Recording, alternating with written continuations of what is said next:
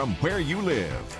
Well, what we're getting today is what is left of a lot of severe weather in Oklahoma last night. 7 tornadoes, baseball-sized hail, winds gusting to 78 miles an hour. And a lot of times when you get so many storms like that in one area like Oklahoma, you have so much rising motion, the pressure on the ground drops a lot. And you can actually form a little localized area low pressure, and that's what we've got today.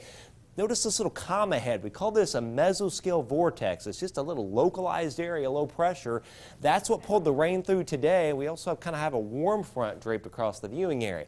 Now it's producing a lot of storms to our south where it's hot and humid, but also near the center, this little vortex got a little enhanced wind shear here in eastern Illinois, which is kind of lifting to the northeast. We have popped one little storm here where it's very warm, humid, very tropical, and the sun's out. This is near Champaign, got a tornado warning on that cell. Now the storm is moving off to the northeast, but there's not as much shear in our area, so we'll keep an eye on it. That's probably only going to be the main factor in our weather all evening is that storm, so I kept about 25% coverage with any storms for the evening hours, even though the bulk of the rain is out of here. But summer is coming in. It's getting tropical out there. It's 70 at the station, mid-70s Perrysville, 66 at Winamac, and 68 at Burlington. It's going to be kind of juicy all evening. Again, put 25% coverage of a few showers and storms at 7 p.m. and then a little fog at 11.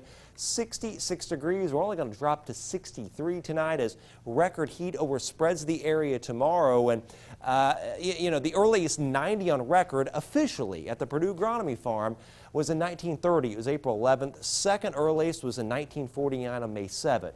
We may beat that tomorrow, and we may string together 3 days at or above 90.